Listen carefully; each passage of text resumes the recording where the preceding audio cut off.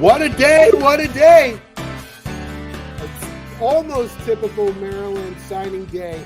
There's one more big catch if they get it, will be just like the last few years. It's kind of become the standard. Like if they don't get Jordan Seaton at this point, it's almost a disappointment that they didn't get the big flip.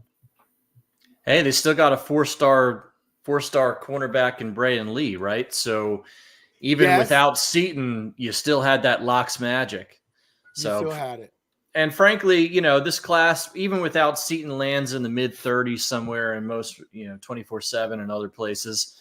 So, it kind of is what it is. It's the type of class that Maryland should be pulling in based on where they are and what they are in this universe. Should be. It's a good class right now. If they get Jordan Seaton, it becomes a very good class. Yes, I would agree with that. And 90% of this show, by the way, Jeff was just looking down like this. It's like we're going to be watching Jeff look at who are you texting? Who just texted you, Jeff? Who was it? Bob Stone. That's Bob Stone again. He always calls at the wrong time. It's the weirdest thing. Listen, we know who you're talking to. Bob Stone. In the pre-show, we know who you're talking to. We won't say it publicly though. Let me bring in our guest, the man who's been covering all of it, Mr. Wes Brown. There he is. Wes, what do you make of the class? What you expected, except for Marcelin, maybe? Yeah, pretty much going into it. I mean, we kind of had the obvious, Larry Tarver, Marcelin kind of thing. It did seem obviously a little disrespectful. If you watch it live, he kind of took the Maryland hat out of a bag, said it was dirty, and then threw it on the ground. So that's disrespectful. Yeah, I mean, it's kind of interesting in this day and age, knowing that players can transfer around, and maybe if Maryland was his second choice, I don't know how that flies, 2 years down the road, if that's something that, a kid tries to make that decision to make the spectacle out of it. But, I mean, we kind of, you thought you get him in, you thought you lose Tarver, but instead, they choose to kind of go their separate ways. But it's definitely turned out to be a pretty good class. And obviously getting Braden Lee is kind of the cherry on top so far, at least, for what this class can kind of be. Well, Wes, obviously with Tarver deciding to flip to Nebraska, Maryland pretty much immediately got a commitment from 3-time all WCAC cornerback from Good Counsel, Judah Jenkins. Can you tell us a little bit about him? Yeah, he's almost literally the same exact thing that Larry Tarver provided, other than the fact that now he's also a local kid. Loxley talked a lot about, he can be a slot corner, nickel corner kind of guy. They really like bringing him in. He's a guy who wanted to be at Maryland, but it didn't quite necessarily work out throughout the process. He was at Indiana until the beginning of December, but then he told me at that point right away, Maryland was one of the first schools that was reaching out, probably the hardest school that was going after him after he decommitted. So it's nice to see it finally come full circle and then being able to bring him in. The class calculator, bumped it up a little bit if you swap out Tarver for Jenkins, and I don't think it hurts, obviously. Yeah, a slight upgrade, but I don't think it definitely doesn't hurt being able to grab locally compared to going down to Florida if you don't have to. Yeah, and obviously the big story everybody is following very closely, Jordan Seaton, who's currently committed to Colorado, but there's a lot of smoke, and our boy, he's texting. He's not even paying attention. Somebody's texting him. That's fine. Maybe Jeff, it's Jordan. Yeah, you do your Jeff at any moment can just put up like a little sign that says "working" and then come back when he's ready. Jordan, he can barely talk anyway right now. I know. I'm a little under the weather, but we all are. Yeah, I've done like 3 shots of Dayquil to get through this show. Jordan Seaton, I think he's the highest ranked offensive lineman in the country, correct? Highest ranked tackle, I assume offensive line. I don't know if there's a guard or center ahead of him. But yeah, number 1 offensive tackle, number 11 player overall. The sort of recruit Maryland just doesn't really get. He's I looked at the all-time commit list, which is a feature we have on the site where it's kind of cool in basketball and football. You can go back and look at the top guys, the highest rated guys they've ever gotten. He would be 3rd behind Stephon Diggs and Wesley Jefferson. So that says a lot. And he would have a shot to, if not maybe start, but at least be in the rotation, like right out of the gate, wouldn't you say, with their offensive line, the depth issues they have at the line? For sure, yeah. I asked somebody about that. Even as highly rated as he is, as we know, very few true freshmen, are able to play on the offensive line. Right. Feeling is will definitely be able to play and probably is good enough to potentially start. I mean, he's in that slot where you have potential future top 10 kind of NFL draft pick talents. So, that's the guy that, like I said, Maryland doesn't, and they haven't gotten him yet. It's far from over. There's been no word as we record on Wednesday evening, 7 p.m. So it looks like it'll drag into the next day. So got to be a little bit of a deja vu feeling for people who've been following five-star basketball recruits in Maryland lately, right? Wes, what's your perception of the situation with Jordan?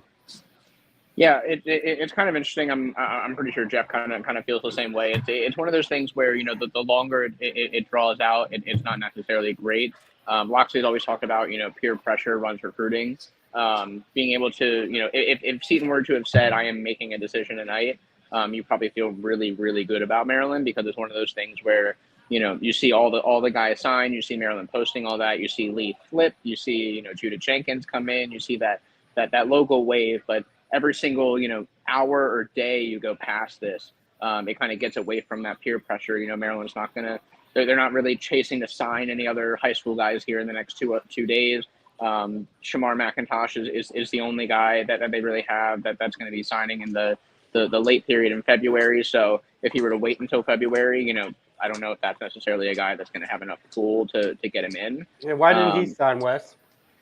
St. John's does this thing where Rack was obviously the difference where he decided to do it on his own, but SJC doesn't let people early enroll, so they all sign in February together as a team. So that's why he's the only one who didn't sign. So there's no worries there or anything.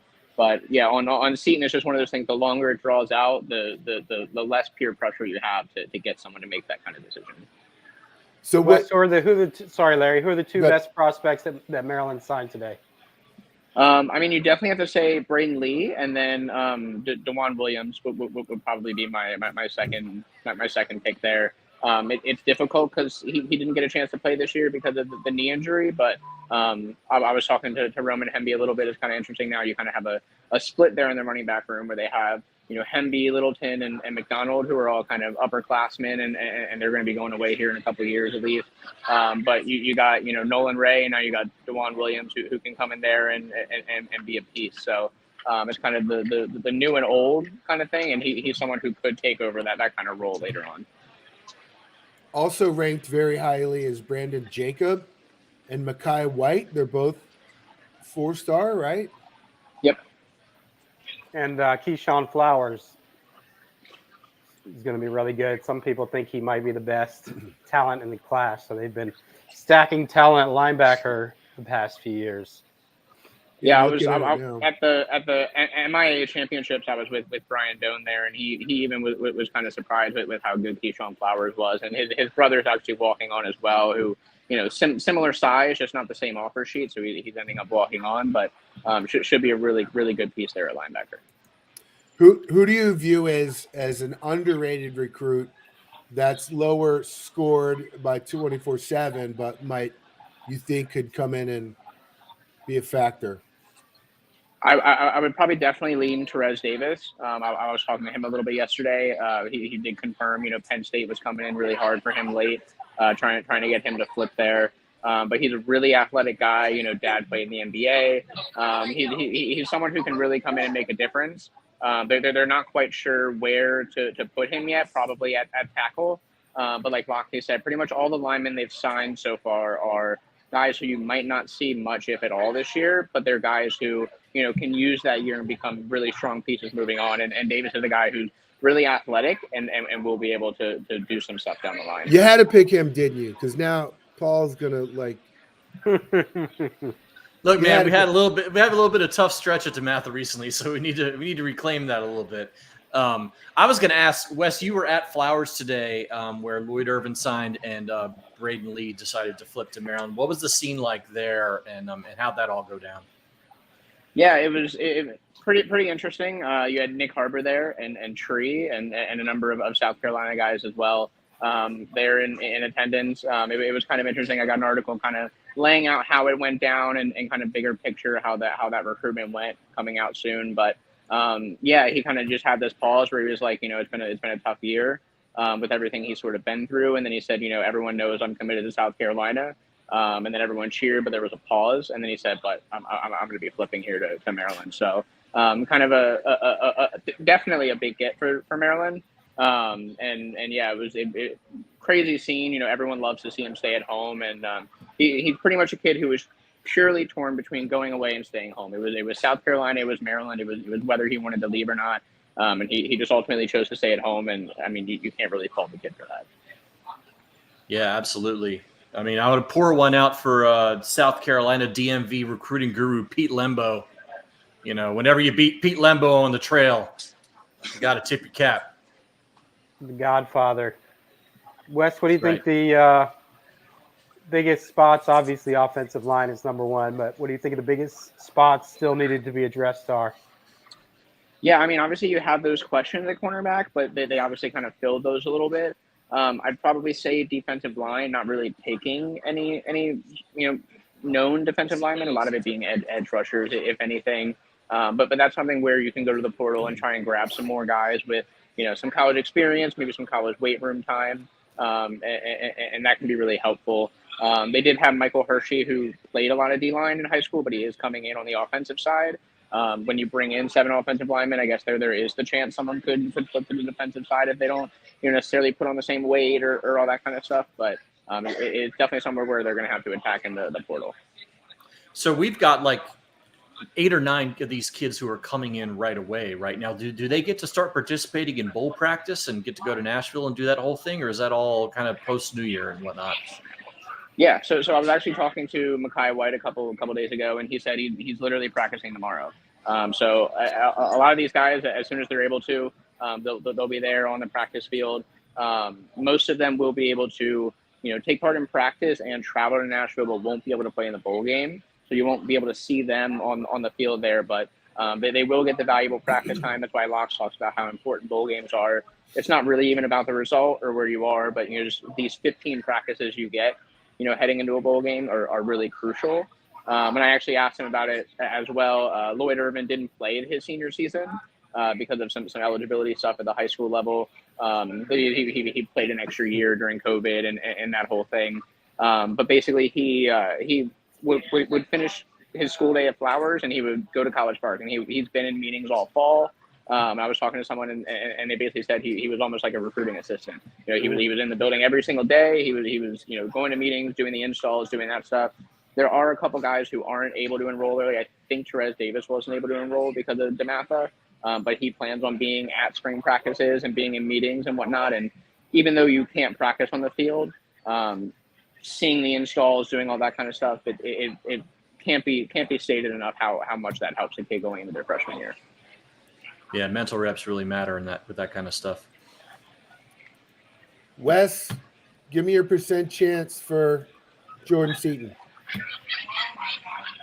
I mean, I would probably say if he were to commit tonight, I'd probably say 70-75%. But every hour, every day that it goes on, and if it goes to February, you probably lose almost all that ground you get on him. So it's going to be interesting to see if he holds out, and if so, how much longer.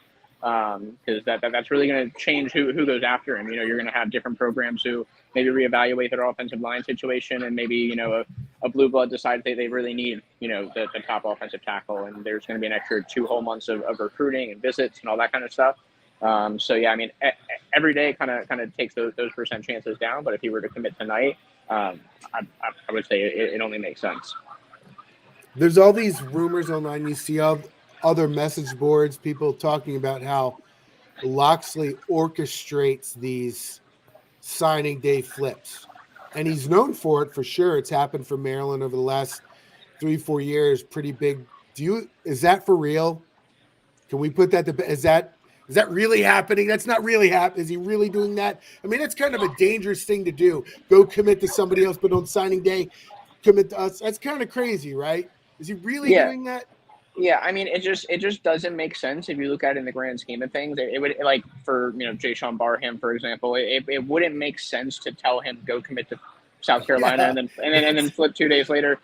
Getting a guy like that to flip immediately or Jordan Seaton to have committed 2 weeks ago would have done so much more than flipping him on signing day. I mean, obviously, some of these classes that would kind of help with the future class if there's only one fish, I guess.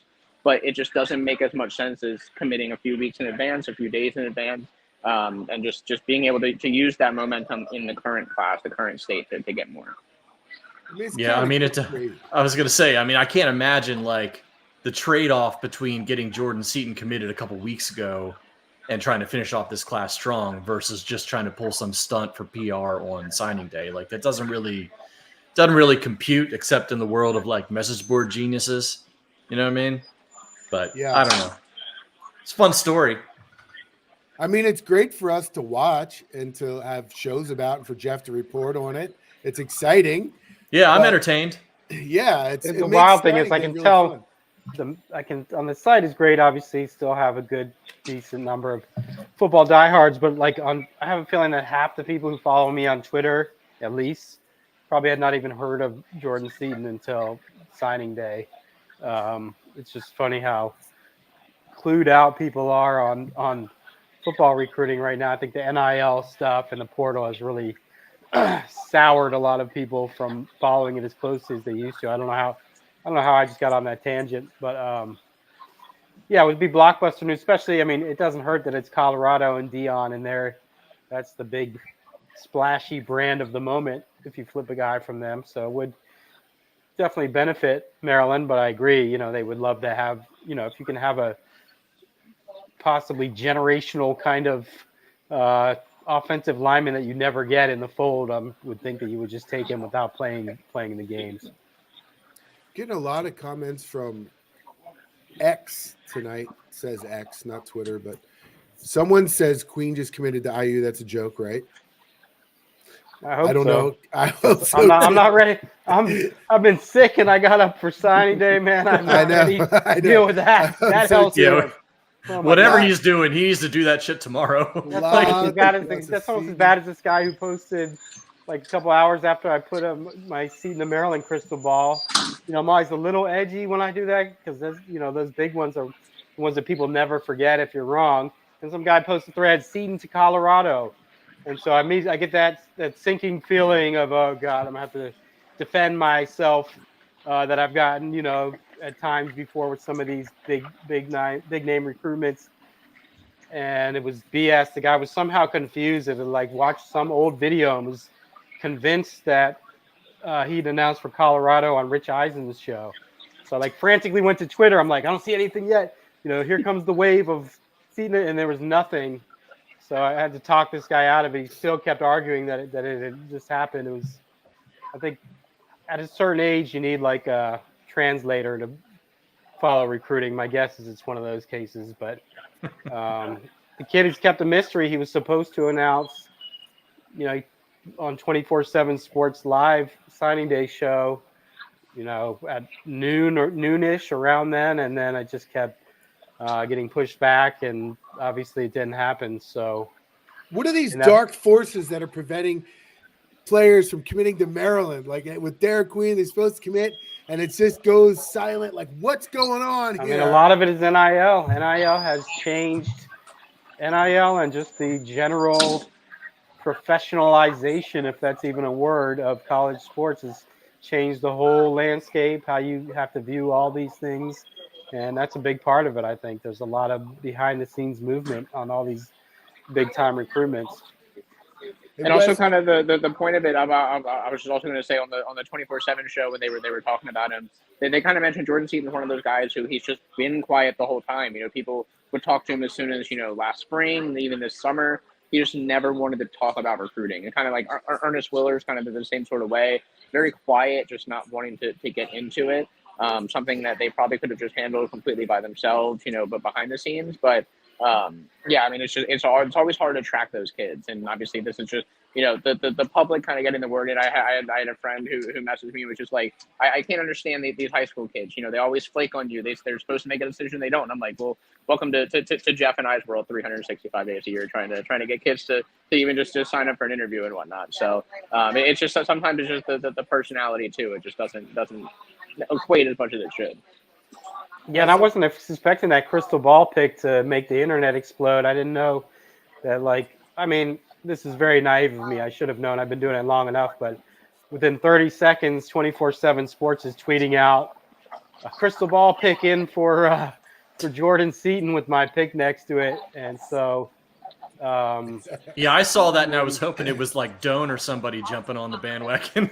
I was like, yeah, let's get like 3 or 4 guys doing it. I'm fine with that. I wouldn't be surprised if that happens tomorrow, or today if you're listening to the podcast. But yeah, I feel like, and now we wait is now my signature phrase during these things, because I always end it with, and now you wait, But that's slow the game. march towards death, right? The game is the game. Got to break the cycle at some point. I'm looking at the commits list, and we got all the freshmen there. Looking at all the freshmen that have committed, and there's one that has not signed yet, as you talked about, Shamar McIntosh. But then there's the list of the 3 transfers right now: MJ Morris, quarterback from NC State; Josh Kaltenberger, lineman from Purdue; and Jalen Husky, the cornerback from Bowling Green. All pretty good signings, but they need a lot more, right? They need another 7, 8 at least, don't you think, to fill out something like that? Do you expect that they're going to get that many and they're going to be getting quality players? They have to fill out the missing spots, right? Yeah, I mean, it's kind of one of those things after the dust kind of settles here, National Signing Day, the early signing window is when you can kind of full on go in the transfer portal a little more. They're obviously going to have to see, Seaton kind of can vary whether you need a tackle or not. Things like that, getting Kaltenberg's big because you have someone who, can play guard, can play center, depending on how things shake out. MJ Morris is obviously big for the quarterback room, and then Jalen Husky is massive for the cornerback room. So they got some key pieces that'll fill some big holes, but they definitely have some more work to do on the transfer side of things. And I think we'll kind of get a better side of who they start to bring in for visits. After this break here, they saw some targets like Lee end up the defensive lineman end up at Minnesota. You had Holloway end up at Louisville. So you're kind of losing out on some pieces here. But yeah, you're going to kind of reset everything here after signing day and really hit the trail hard and see what you need. Is there there's kind of like. Is there what? Is there a number you expect, like a number of more transfers they might go after? I don't know. I'd say I haven't really thought of a total number. Clearly, they need several on the offensive line, maybe 2 more DBs, and another tight end. They have 2 really promising young ones with Preston Howard and Dylan Wade, but they need a blocker, inline blocker, veteran type. They tried with kid Drake Dabney from Baylor, looked really good. I think he ended up signing with TCU. And so there's not another guy there. So, piecing it all together, I would say maybe 7 offhand would be just a wild guesstimate. Well, and you got to remember there's a couple seasons to this, right? You get right after the season where you get a bunch of guys who jump in. You're going to have another bit of guys after signing day and after the bowl season's over with. And then after spring ball, you're going to have a whole nother tranche of them. So it's kind of a long process here. Maryland's not even done losing players yet. I mean, but yeah. I would take some faith in Locks being able to pull some good players. I mean, if you just look at last year, they brought in guys like Purcell, Bullock, Ayedzi, Prather, Jordan Phillips, Donnell Brown, Jaquan Shepard. I mean, those right there, I mean, those are like 7 starter quality guys right out of the portal out of a group of 10. Probably 2 or 3 didn't really work out, but 7 out of 10, that ain't bad. So if you're still working with those kind of numbers and that kind of hit rate, you got to feel pretty good about them being able to fill those holes. It's just, the portal isn't an immediate process the way recruiting is. This is going to go on for the next 5 months. And they also actually have a number of guys who still have decisions to make. Donald Brown can come back. Bo Braids even talked about the potential to come back. So you will kind of see some of those holes also after the bowl game. Who decides to come back, who doesn't. All that's going to factor into how many you need and how many you end up taking. What do you expect for the quarterback spot next year, Wes? MJ Moore's coming in, and obviously there's probably being set up a competition between Billy Edwards and Cam Edge, and then Morris throws a monkey wrench into it too. What's your perception of how that might all shake out? Yeah, I mean, I would assume it's more MJ and Billy Edge. Obviously, Billy has the experience, being in the system already. And even, this year we talked a little bit, on full media day. Even though he was only in those short line packages, he had friends, reminding him when he got the call that Talia was opting out that, he started that Indiana game that Talia missed. He has experience at the Big Ten level in this system. So he probably has a leg up when you're talking about Cam Edge. And then obviously MJ Morris, having just college experience in general, probably also has a leg up as well.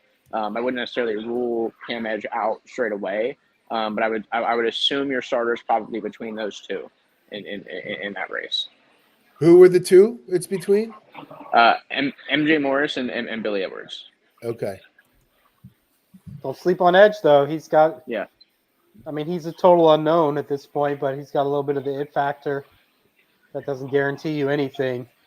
Probably a little bit better arm maybe than Billy. Billy's obviously got the running ability and, leadership kind of qualities to him. So it'll be interesting. I'll be interested. It'll be, Billy needs to prove he can throw accurately, consistently, obviously, because we've never seen that, and that's kind of been the knock on him, as good of a runner, as kind of as much as that scrappy, like Taylor Heineke underdog thing he has to him.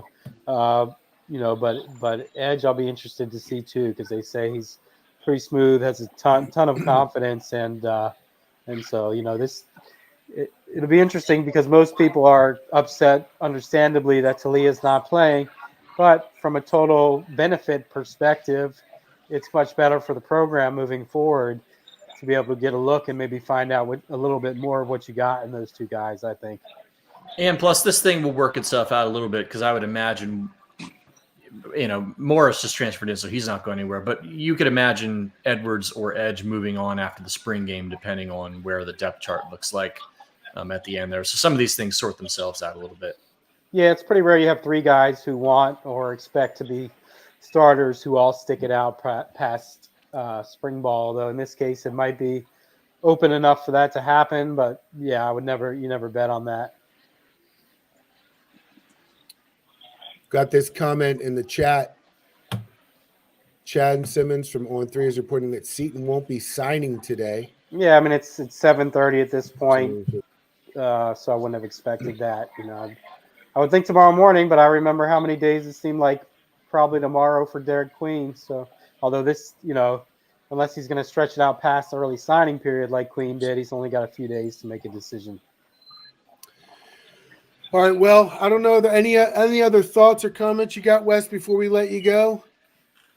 Yeah, not too much. I mean, it's just another good class. I would say it is kind of interesting how many, though on the 24/7 broadcast and some other places, people were saying, without Seaton, there isn't that Loxley magic. But I think you like Paul said, you did get that with Braden Lee flipping. Obviously, it's not necessarily the shiniest toy that could have been brought in today, but it's definitely not a bad consolation prize. Maryland got better. Maryland brought in a lot more homegrown talent. They hit Virginia, they hit DC, they hit Maryland, and then also got some other stuff in other areas to fill some needs. So we'll kind of see how everything pans out. But I would say it was probably a successful day if you're Maryland. It definitely wasn't a bad signing period. All right. Well, Wes, thank you for joining us. It was awesome having you. We love it as always. So obviously we'll have you back again periodically if you're willing to deal with us. Yeah, for sure. Thank you guys for having me. Get Thanks, some Wes. sleep, bro. Yeah. Good job, brother. Appreciate you. Yep. Thanks, Wes. The other thing to keep in mind is so much of the focus is on the portal. Like signing day is not what it used to be. It's still there's always a handful of names, but so much of the focus, especially when you have the level of turnover that you have at Maryland in the portal, the offensive line, this kid, Alan Heron from Shorter University, Division II school in Georgia, committed to Penn State. I think Maryland's got a real shot to flip him. Aliou Ba is a massive offensive lineman from Georgia who wasn't able to make a dent there, which, is no shame in that given the amount of talent they bring into Georgia. I think that they have a very good chance to bring him in. So there's going to be, we knew going into signing day there was a few high school guys, but obviously you just can't evaluate classes anymore until the portal is done. So, well, also signing day is lost some of its luster because how many guys did they get? 23-ish or something like that? 21? 21. Yeah. Whatever it is, what percentage of them are going to stay at Maryland their entire career? And I worry about both as a fan and as somebody whose business is based on this. You see so many people saying that same thing and losing interest in it. It definitely makes you worry about the future of college sports because that's that sentimental, that unique dynamic that there is in college sports of watching a guy be recruited, watching him come up through the program with other players and this and that. Yes. That was already declining in recent years, but now it's over. That's over with. That's what I'm saying. These guys come in, it's okay, we'll see. These offensive linemen, it's okay, they're not playing the first year for sure. Maybe start getting into a rotation as a redshirt freshman. When Terps Davis, that was a good call by Wes when you asked him who the unsung hero, unsung guy is, because Terps Davis, I think the past couple months, he's the offensive tackle from Nebraska. Last couple months, a lot of schools, like he said, Penn State, others started to realize, wow, this kid is a stud, way underrated. Okay, good. And Maryland managed to lock him in, but to come next year, if he looks good on the field, you got to retain him, and that right there is why some fans complain that Loxley cycles players on and off of the field too much, rotates, doesn't leave the star players on long enough. But there's a method to his madness, which is that he knows he's accepted the fact now that 30% or whatever it is are going to transfer out each year. So you have to develop these younger guys behind them because you're just going to lose guys, including some big guys every year. Well, and Locks has talked openly too about how he doesn't really see NIL as a big factor in his high school recruiting. He sees it as a way to keep kids around. So yeah, maybe Locks isn't going to be able to pull a top 25 class anymore off of the sheer, personality and relationships that he might have done a couple of years ago. But that means he's using his resources. So when a Terps Davis goes and plays, starts 4 games next year at right tackle and becomes, a guy you want to lean on, he's got money available to keep him around. Whereas, instead of giving Jordan Seaton $1 million, hoping that he's really good, where honestly he could be really good or he could be Calvin Ashley again, right? You just don't know. So I actually don't hate that in terms of a football thing. I think basketball, you got to look at it a little bit differently because you got fewer players and kids can be good from day one. But football, I don't really hate that at all. And I really love going out in the transfer portal and getting these kids from lower levels. I want 12 Donnell Browns. Just scout all those Division II FCS programs, kids that are really good football players. Maybe they're an inch or two shorter than they should be, or maybe don't quite have, pro aspects, but they're just good football players and they can play at this level. So if we're going to get kids stolen from us by the Michigans and the Ohio States of the world, so be it. But let's steal kids from the FCS programs, the really good ones of the world. That feels like how this ecosystem is going to have to work for us. And yeah, I mean, I'm almost more excited about a kid that's a really good football player at a D2 school than I am about some kid who went to Georgia and couldn't crack it. Those kids, I agree that the lower level star kids definitely have a better hit rate than the big name force. I think so. Let's look at last year's class, right? Gottlieb by his day was solid, came in, started his tackle, was good, not a star. Corey Bullock, guard, was honorable mention all conference. And now you look at Donnell Brown, obviously. Donnell That's Brown a was small excellent. sample size one year. But that's 3 guys. That's 3 guys right That's there a from small lower sample level. size. Maryland has had plenty of guys come from big name programs and do well. Talia, the being the primary example. You got J.C. Jackson, and you've got Talia wasn't like a failure at Alabama. Yeah. He just he still He just didn't have a chance to play. He wasn't going to be starting. I'm talking about the guys who are the reclamation projects who go somewhere else. A big hot 4-star, 5-star, go somewhere and have a chance, but do nothing. Talia was buried at Alabama behind other quarterbacks. And then J.C. Jackson, he was a known talent at Florida, but he just had some sort of off the field issues that he had to leave because of. But look at the guys, Elmas Dumerville from LSU, Avante Williams from Miami last year. Both of those guys were very highly touted recruits who hadn't made a dent. Tyrese Chambers. Yeah, they didn't really. I guess he came from FIU, but that's a little bit different. Which is actually funny because I just saw on Twitter that he's looking for a waiver to transfer next year, which he had reached out to me when he was leaving. I think he didn't. He said he was done. He said, "I'm training for the draft," but now apparently he's changed his mind. But nevertheless, I think the lower level stars do pan out. I mean, it depends. If it's a J.C. Jackson who's shown himself but just has issues, it's a little different than guys who just don't show their talent.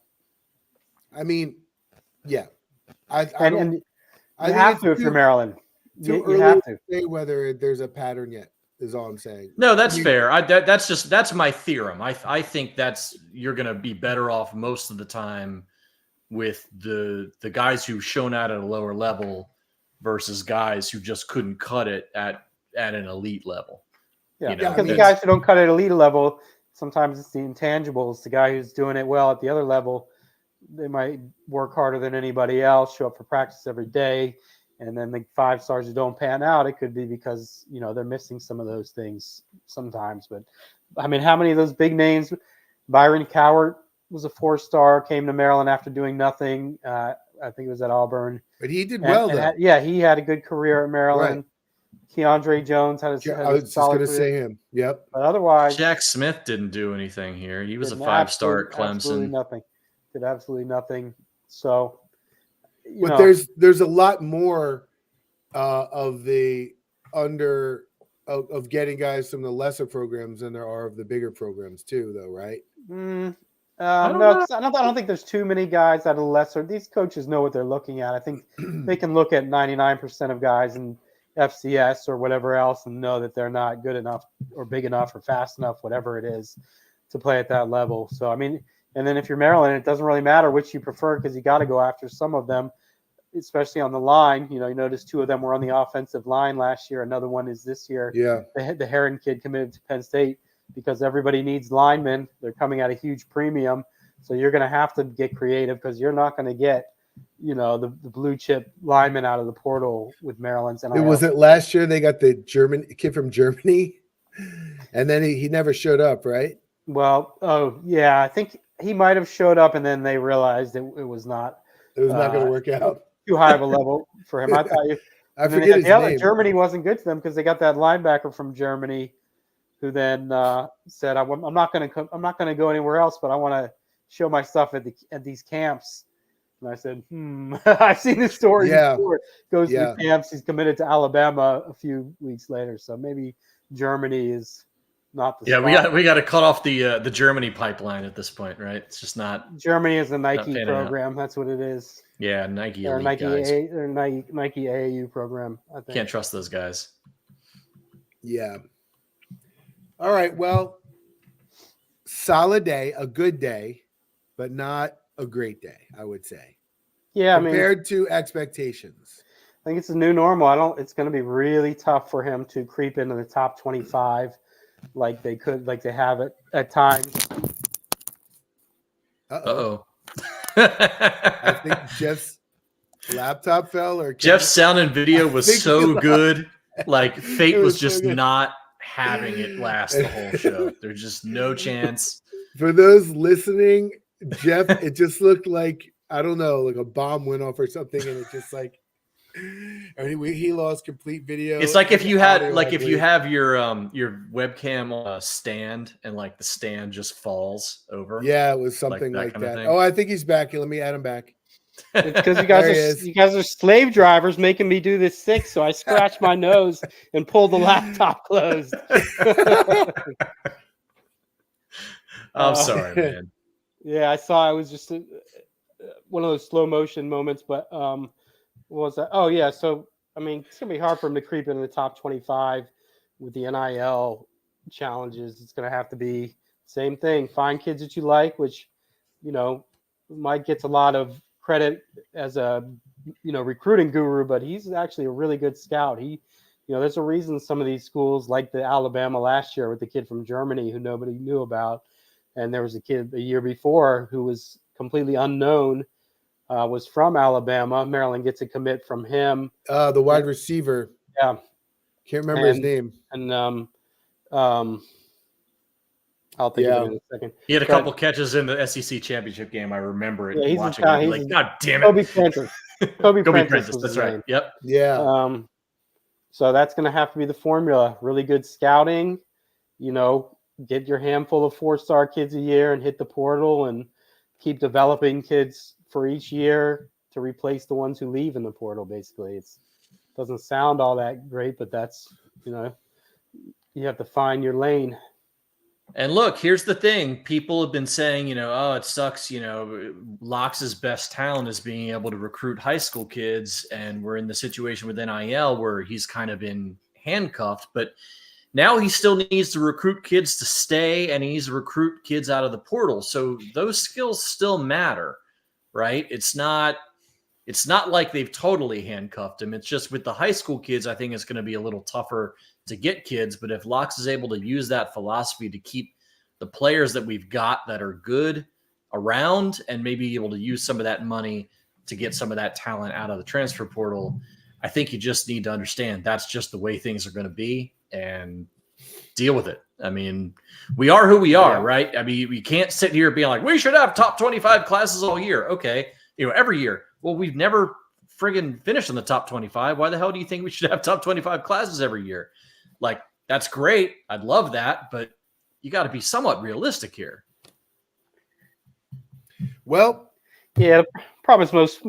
I don't know if it's most, but a lot of Maryland football fans are college basketball fans first, so they don't follow it. They don't realize this turnover is happening at similar levels everywhere. So they come online screeching about how Maryland loses all its players, not realizing everybody's losing a lot of players, not realizing that these schools, Nebraska or even lower level SEC programs like South Carolina, even though Maryland flipped a player, Braden Lee, from them, they still have a lot more NIL money. So it's not an easy. Speaking of the basketball team, I was just going to talk about that. Do we have to? They played last night. Did you know that? That'll be on ESPN Classic. I can't wait for the 30 for 30 about that game. That's right. It's gonna be legendary. All those. You know what was funny about that game? There were like 4 times where somebody stepped on somebody else's foot and almost did their ankle. Like for both teams. Like it was just the weirdest freaking game I think I've ever seen. And that was the most consistent thing they did in the game, right? No, I mean right. They blocked a lot of shots, so there was that. And Jameer Young is putting up numbers, but I mean, it was I would say this. It was interesting in that Sadler obviously knows that roster and that team as well as anybody. So seeing what he did against them to try and neutralize what he felt like they had is certainly a good academic exercise, but Nichols isn't very good. And maybe I would consider throwing some NIL money at like 3 of their guys who can hit threes. I mean, maybe that's a thing you might want to do. I mean, I don't know. I mean, those are my 2 takeaways pretty much. Yeah. I mean, you just wonder if they're, even the bad seasons or the middling seasons usually have 1 or 2 or however little stretches where it's like, all right, they're getting it together. They're on a little roll. Like even a team that misses the tournament or even misses the NIT sometimes has a few stretches. You have to start to wonder with the way they haven't really looked super improved during these little homestands against, pushover teams or what should be pushover teams, the way they haven't really blown them out or looked, like they're progressing. It did kind of look like they were maybe turning a corner. They beat Penn State and then they blew out It was Alcorn, right? Alcorn State, they're no good. And it looked like maybe they're turning the corner. Okay, maybe they're starting to figure things out. And then they have this. I thought so a little bit. I mean, Kaiser and Harris Smith looked good shooting the ball in that game, and then I'm out, and I think they're whatever it was, 2 for 10 combined, something along those lines. Jameer's not shooting it great, but he's putting up numbers in bulk. He's probably, I bet you he's averaging 21 a game the past 6 games. He's pretty much keeping it from being a total disaster. I think he's the only reasonable 3-point shooter as well. He's probably shooting in the mid-30s, which is like, he should get a cupcake or something for that, given the rest of the team what they're doing. Yeah, that's like Ray Allen level for this roster. Like, I mean, you look at it, they're all it's crazy. And that's the thing. Like, you could imagine this team not being that bad if they could just shoot 33% from 3. Like, if they weren't historically terrible from 3, you could imagine them being a bubble-ish kind of squad, because they do have some things going for them, even though there's a lot of, like you said, there's a lot of, square pegs, round holes going on. But if they just weren't so terrible from 3, it might be all right, because they're getting open shots. They just cannot hit them. Yeah, and they don't always look like they're a perfect unit, like they're all one, just in terms of the chemistry. I still wonder about that. Yeah, I still wonder about that. I mean, I guess even though the defensive lining, Dante Scott played well. There's your silver lining. He saved them. He looked like his old self at the good times. People, like I've said it before, they're relentless with him, and a lot of it is deserved, especially for the plays where it's mental lapses and such. But he's had a lot of big games. I mean, he's on those lists, those all-time top 20, kind of 25 lists in scoring and rebounding. So he's capable. Remember how good he was at the beginning of last year? Those first 8 games when he started 8-0, he looked like a star a lot of the time. So if you could get him and playing at that level on a consistent basis, 14 points. I think he was 5 of 9, 3 of 7, 3 of 6 from 3. Didn't make at least as far as I saw, didn't make the mental mistakes on defense. But you can't really count on that given how it's gone for him so far. Well, and it's still defense that drives me crazy, because that's the one thing I thought Willard would always have. And that's kind of the thing where you can tell the difference with the chemistry. I mean, on the defensive end, like, you have to be a unit. You have to know what you're doing based on what somebody else is doing. And you're all doing it in concert. And you're seeing just lots of weird stuff where they're doubling down low for no reason at all. They're, not switching correctly. Some guys are switching on the outside. Some guys aren't, and passing them off. And you never seem to know which one is doing it. Even when they go zone or something, they used to do that thing last year where they would go zone for a while and then match up in man as the shot clock ran down. They're not doing that right. Like, there's just, it just all seems off. And you're getting to the point of the season where you wonder if it's really salvageable. I mean, You don't want to bury them completely yet, because there's still a lot of individually talented basketball players out there, but you're not seeing a ton of improvement. And boy, I'm not sure how this is going to go on Friday night in Westwood, because that's almost a must win now that UCLA is clearly not very good. They're 5-5, pretty much trailed coast to coast, and a loss to UC. Which UC school? It wasn't Santa Barbara. It was Northridge, maybe. Yeah, I think Cal Northridge. Cal Northridge? Yes, I believe it's Cal Northridge. Yeah, I mean, they've lost some really winnable games, and normally you think, okay, well, they're going to take it out on Maryland, but I don't know. I mean, it's maybe not a terrible matchup when you look at the rosters. Just, can you expect Maryland to go 3,000 miles away from home and play good ball? Well, let's see. See. Last year, they were 1-9 on the road in the Big Ten, right? And this year, hammered at Villanova, one of the worst losses. Down, I think they were down 40 in that game at one point. Hammered pretty good at Indiana, and then you had the 2 games in that tournament down in Asheville.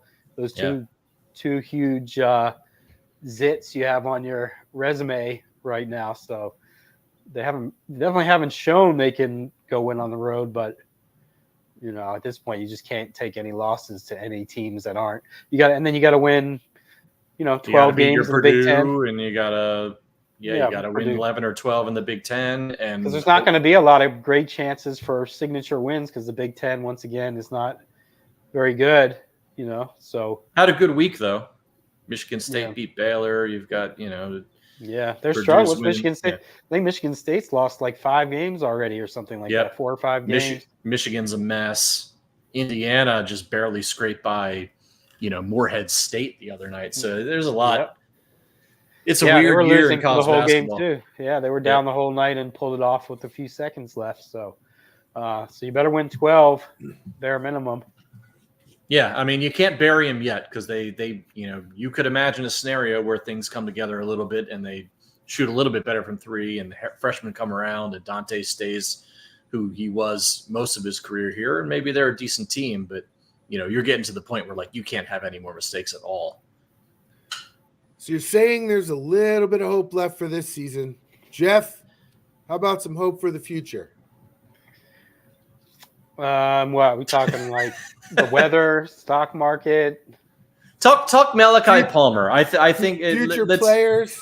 We'll get to the big one, but let's talk about Malachi Palmer because Colby talked him up when we had him on about a month ago when I had asked him whether there's anybody out there that he really thought could help, and Colby brought him up right away. And this is before the news that Maryland had really gotten back in on him. So what's your feeling on that?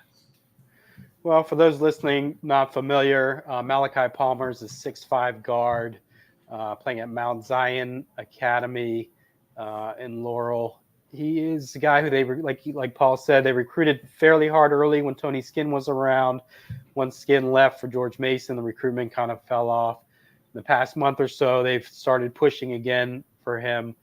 He took an official quietly as Colby broke the story a couple days ago on the site. They quietly brought him in for an official visit this week.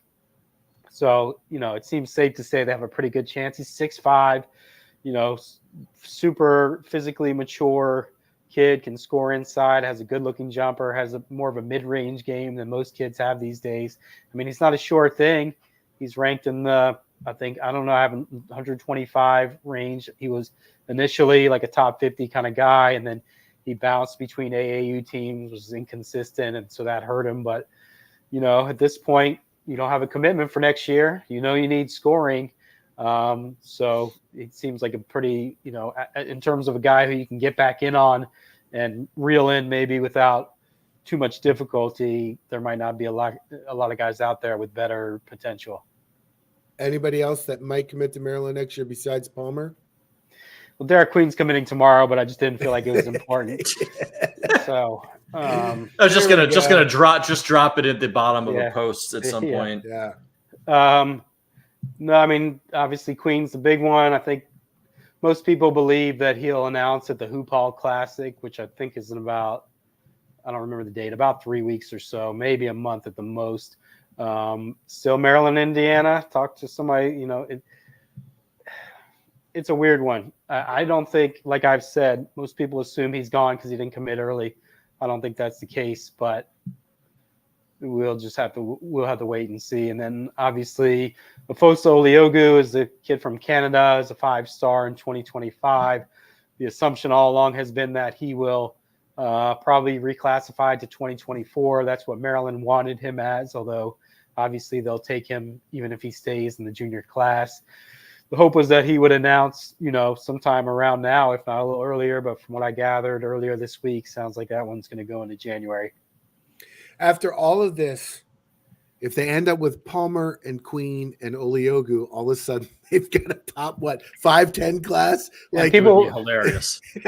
People tell me I'm naive, but that's possible. That's not like an insane pipe dream that you could get all three. But Queen obviously being the big domino by a mile. Yeah. Well, let's hope. It would be hilarious. I mean, it would be absolutely. I would, again, I've been the most negative here about this whole shenanigan from the get-go, and I I would just giggle. That whole episode after that happened, I would just laugh. That'd be back-to-back very good recruiting classes, particularly everybody locally. would be scrambling to delete their profane tweets to Willard and their tweets and their message board posts about how he's the bald turgeon and all that stuff. And then the 2025 class locally is stacked, right? You've already promised a monster class in 25. I've promised a huge class, the best class in the country. Best class ever. Best class of any sport, of any, really any recruiting endeavor in business. In the history of, Yes. No, I mean, it is a very deep class. Doesn't have a ton of like superstar quality, like Derek Queen level recruits, but there's a lot of guys. Point guard is the key spot that everyone's been watching. Still Nick Lewis from Gonzaga, Caden Lewis from Sidwell Friends, Chance Mallory from Charlottesville, Virginia, had a huge performance over the weekend. We had an update with him. He's had some interesting comments about Maryland and Willard. So they still have a lot of guys, on the table for 25. But like we always say, you got to close some out so people have a little more faith that, you're going to be able to rebuild the roster. Because when you look at it, we know Jameer's gone. Even if you get Julian Reese back, you still need a lot. You still need to inject a lot of talent in this roster moving forward. Well, eventually, don't they really kind of have to pick their point guard and really go at them at this point? I mean, you got all three of those guys, and I know they like them all, but you're going to start getting to the point here where you've got to kind of pick your dude and make a run, don't you? I mean, you can only kind of play footsie with all three of them for so long. I think they've been trying. I've asked some of them and some of their people around them if Maryland has talked a little bit about how we're recruiting three guys. There's a ton of playing time, but it's first come, first serve, which recruiters will often do because, it's all about leverage no matter what you're doing, right? And if these kids are interested in coming, Maryland has a little bit of leverage, because it's only like football. Nobody wants to be the second quarterback in a class. Nobody wants to be the second point guard. Because they know. But there's no rules against multiple. You can have 2 point guards on the court at the same time. Players. You can't have 2 quarterbacks. No, not since Anthony Cowan only graduated like 7 years ago. No, we're only allowed. You can have 2 points. You can have 2 point guards. You cannot convince 2 point guards to come in during the same. Just like it's hard to get two. Just like that's probably why Derek Queen. One reason that I don't think he'll end up at Kansas. They already have a 5-star big man committed. So. And Hunter, who could potentially come back next year, too. Yeah. And then Cam Ward, obviously, from Largo, small forward. He's a huge priority. We also had a really good update from him, I think, about a week during the past week or so. So, yeah, they've got a ton of quality options, but, got to get something going in 2024 also. They have to get Ward like now. They have to. He just seems like the most obvious guy you just need to get on board as soon as humanly possible because he's local and he looks like he wants to be here. He fits a need, and just especially if DHS thinks he's a point guard or a combo guard, not a 3-man, it really just feels like that's the one that has to happen. Yeah, and he's a really good player, and he's, from what I understand, he's one of those Pied Piper kind of recruits that everybody in the area views as the guy. So if you get him, I think that they're hopeful that will have some residual help with the other recruits. And we got another comment about Jordan Seaton. I know we're talking about basketball now, but a report from our boy William Ginsburg that Seaton has made his decision and he loves his decision, but won't be announcing today. What does that mean? I've never seen a report that he loves his decision. What a weird... what? That's just still feel pretty good. Feel pretty good about that though, given that means Maryland, today, yes. Right? Yeah, that means Maryland. Gonna make Jeff sweat. I need to check your math, Larry. How does that mean Maryland? Because he clearly would not love his decision if he picked Colorado. If he picked, I would say if he picked Colorado, he would just sign for Colorado. And that would be the end of it, right? You would think so. Yes, But I'm again trying to do this amateur psychologist stuff for 18-year-old kids is not going to get you very far in life. But. Yeah, that's what I always tell tell coaches. I can't imagine. I'm just trying to figure it out from the sideline. I can't, imagine having my paycheck tied to figuring out. Well, in a way, it kind of is. But well, it is. Not as much as them. Not as much as them. If I miss a crystal ball, it's on to the next one. If you don't get players in their business, you're screwed. But that's really weird. He loves his. I think that's just a reporter who has no real extra meat to add to the bone. So the kid said that. You're just like, I'll put this in there. Just to add a little bit to it. But I've something to report. Yeah, exactly. I've said for probably 3 months that they have a much better chance than people realize. Nobody was talking about it. Loxley's very close to him. I think they got him in secretly for an official visit last weekend, the last weekend of the recruiting cycle before the signing period. So, it's not one where I can say I know for a fact that he's flipping, but I'm also not wildly guessing that there's a good chance that he's flipping. All right. I do not have a game-ending show for you guys because, Paul, you already alerted the masses that we're all kind of sick. I'm on literally. I took 3 shots of Dayquil before this. Yeah, I dumped like half a bottle of Mucinex like an hour and a half ago. So that's why I'm a little bubbly.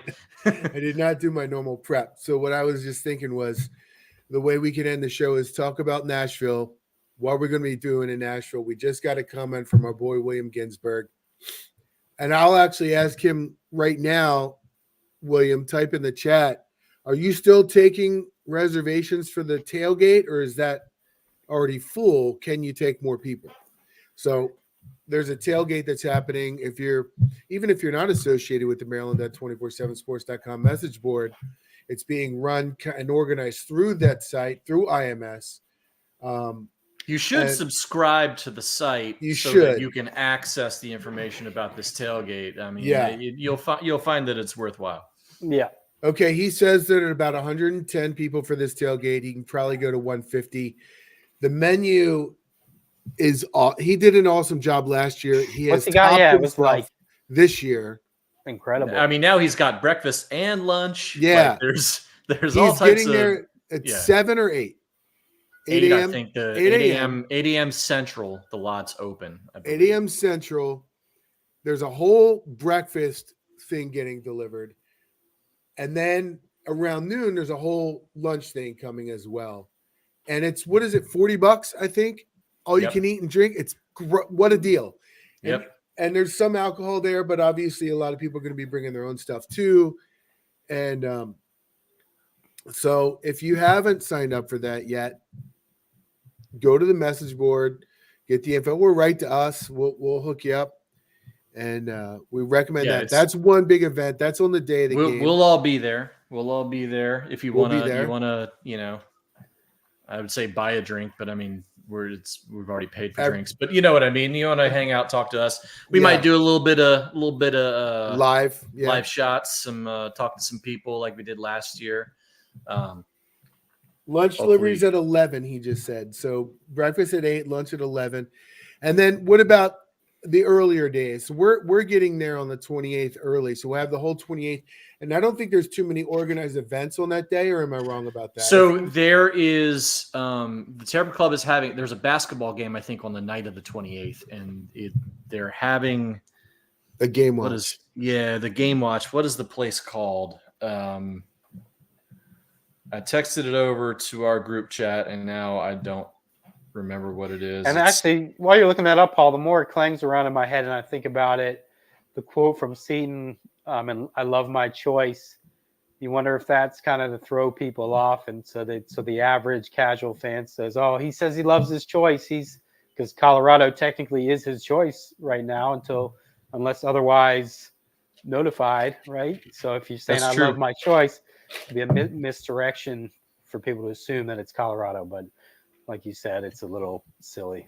Who knows? All right, so the 28th. Terps Club is having a game watch at the Almost Friday Sporting Club downtown.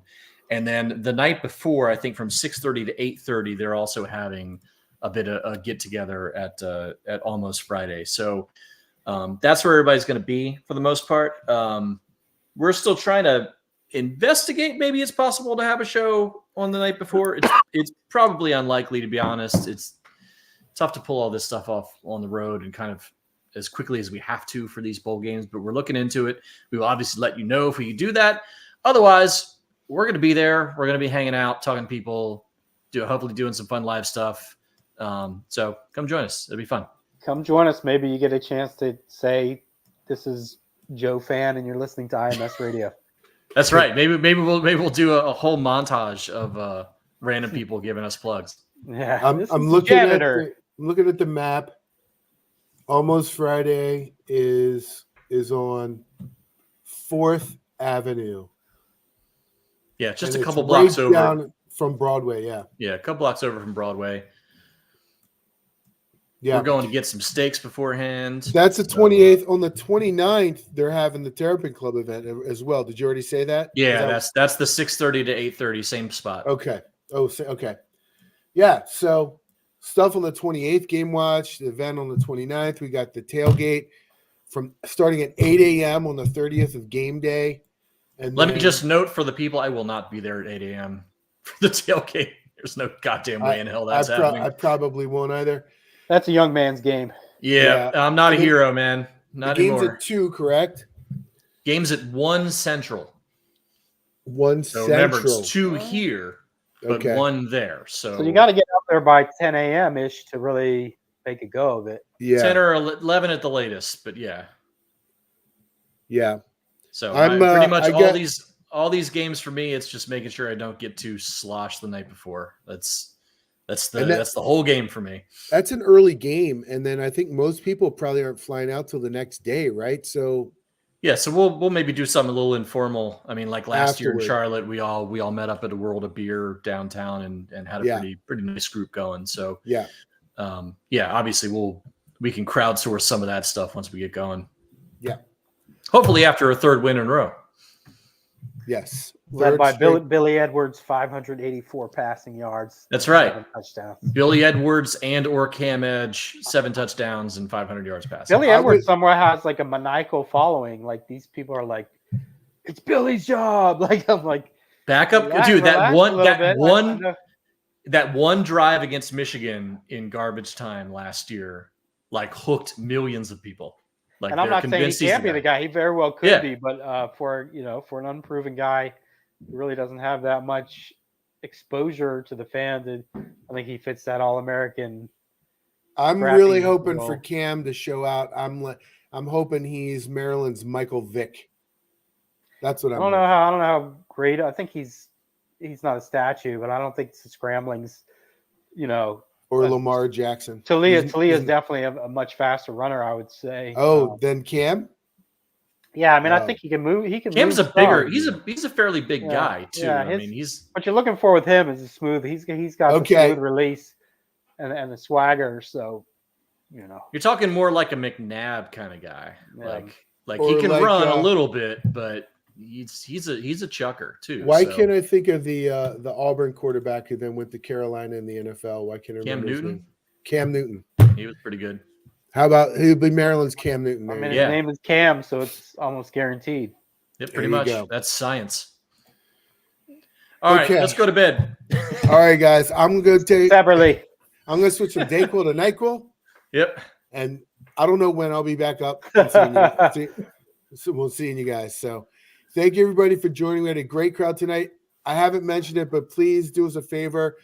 Subscribe, like, whatever site you're watching us on.